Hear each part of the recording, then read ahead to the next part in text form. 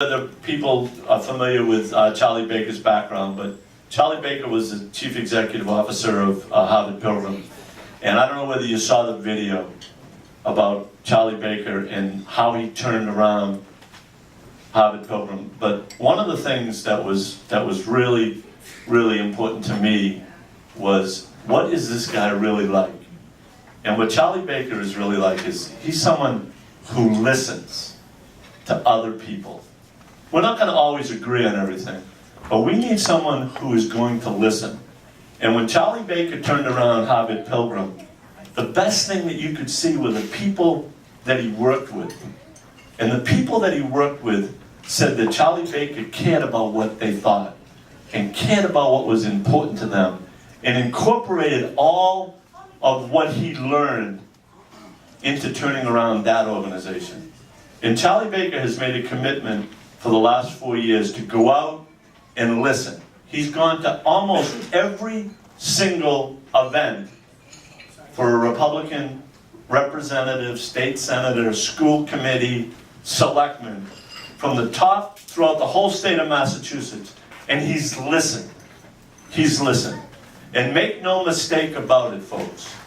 We need to change Beacon Hill from the top to the bottom. And I want to thank Charlie Baker for being here tonight, and I want to thank him for his opportunities that he's given everybody by going out and listening. And we need to elect a governor who listens and understands that this government belongs to us and not to them. Charlie Baker, next governor of the state of Massachusetts.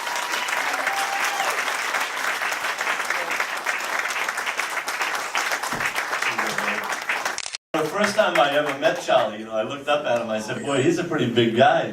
Believe it or not, when I was a kid, I used to play a little bit of basketball, and I told Charlie, I said, okay, I hope you guys have a lot of time. Charlie, let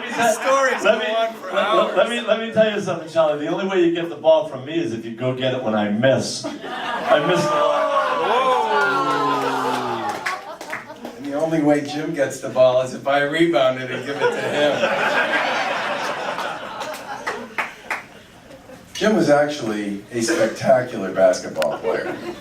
Spectacular. You can look it up. And if you can't find it anywhere on that vast internet out there, I'm sure he'd be perfectly happy to tell you all, one at a time, about what kind of basketball player he was. First of all, I sort of feel like the guy who gets up to talk at the end of a long night and everything's already been said, it's just that everybody hasn't already said it. So I'm going to repeat a couple things that I think are very important messages for you all to walk away with tonight. And I do want to thank Jim and Shauna and Lenny. Is Bruce still here? I got a longer ride than he does. He's a longer ride than all of us. Thank you for coming all the way up from Taunton. That's a haul. Thank you very much.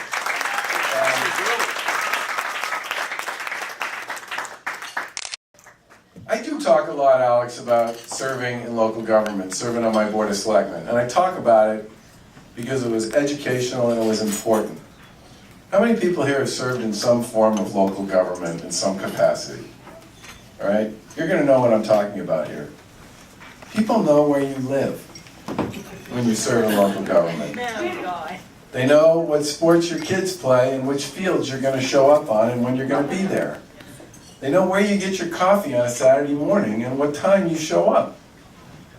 And if on Thursday night on cable TV at the Board of Selectmen's meeting or the school committee meeting or the planning committee meeting or whatever it happens you happen to be on, if you do something they don't like, they know where to find you and they're perfectly happy to tell you. It's the most accountable job I've ever had in my life, for which I got paid a fortune, by the way. Zero. Exactly, the big goose egg. But I loved it, and I loved that direct contact with the people who put me there in the first place. That's what representative government is supposed to be all about. Now let's talk just for a minute about what happened last week in the legislature on the House side. So the House Ways and Means Committee puts out the budget and gives the members of the legislature 48 hours to submit amendments for the budget debate that starts next week. And then on a party line vote, the Democrats vote that you can't put in amendments and you can't engage in a conversation on education, local aid, and welfare reform. That's 30% of the budget. Right off the table. There should be outrage about this. This is your government. This is our government.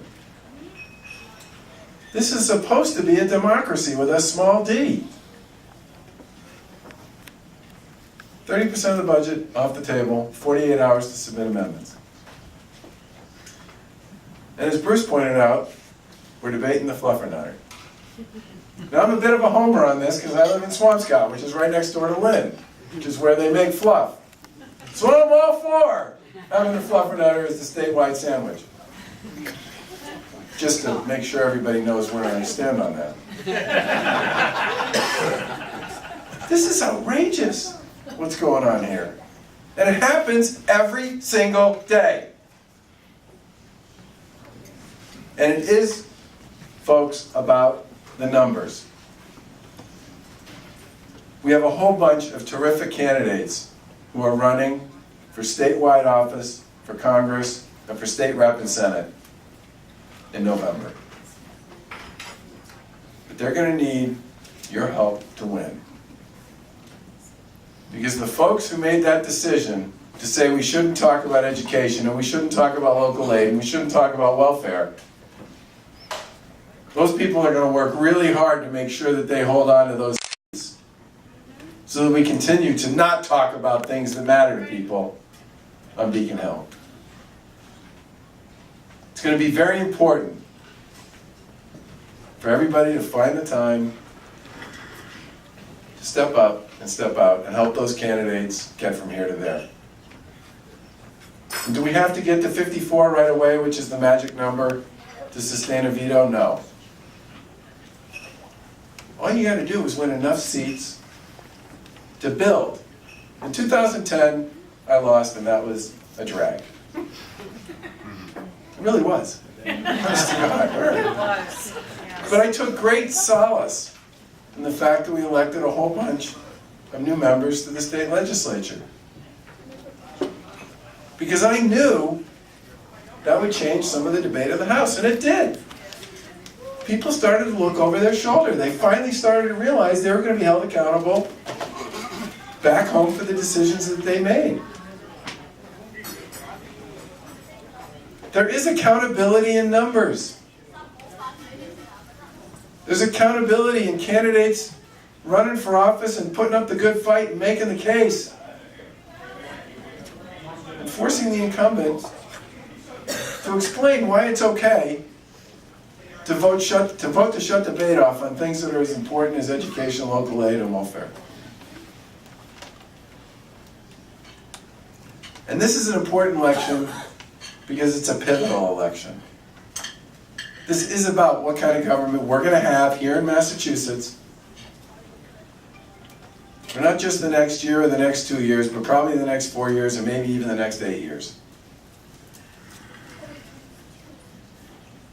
If you want more of what we've got,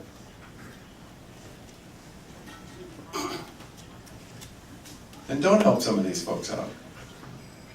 But if you're like me, you're like a lot of the people who are here tonight, and some of the folks who aren't, you know we can do better. You know we have to do better. And you know that one-party rule, supermajorities, are unaccountable, non-transparent,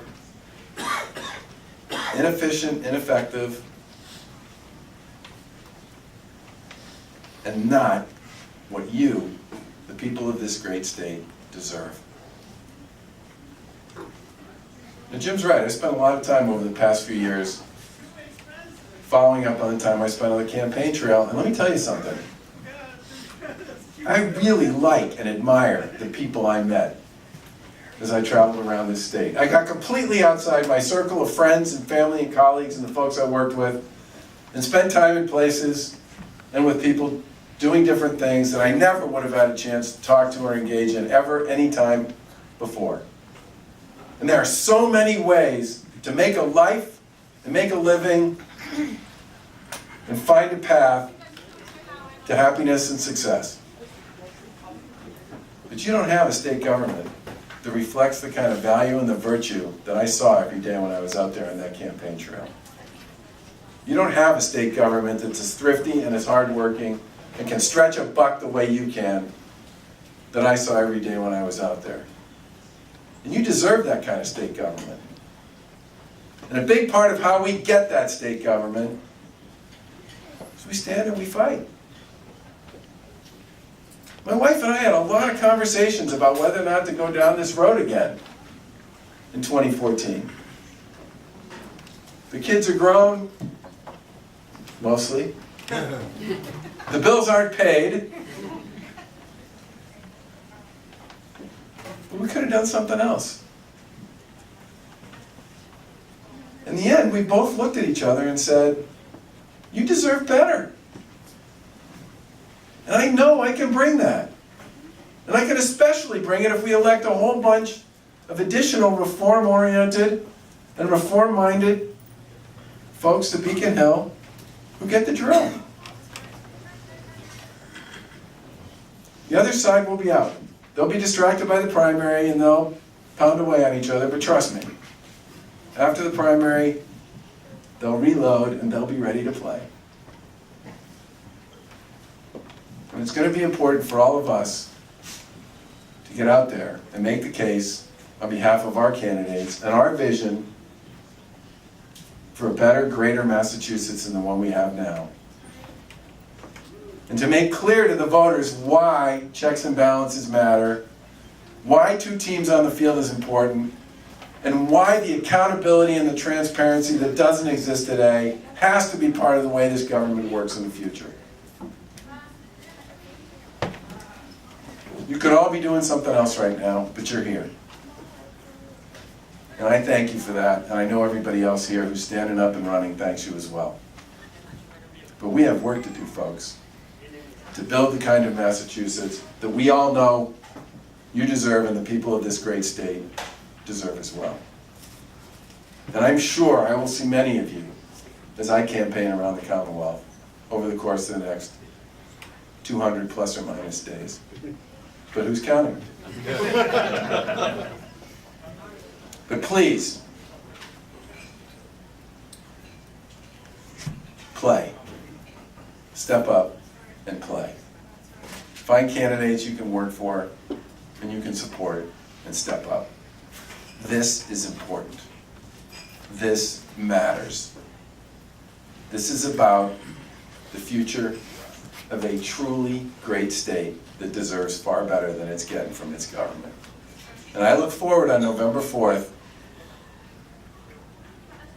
to having the opportunity to take this state in a different direction, a better direction, a new direction that's built on this very simple, fundamental idea that work is good, success is good, accountability is good, performance is good. And if people don't perform, they should be replaced. You deserve better. Let's deliver that in November. And come January, let's make state government work for the people outside Beacon Hill instead of the people on Beacon Hill. Thank you very much.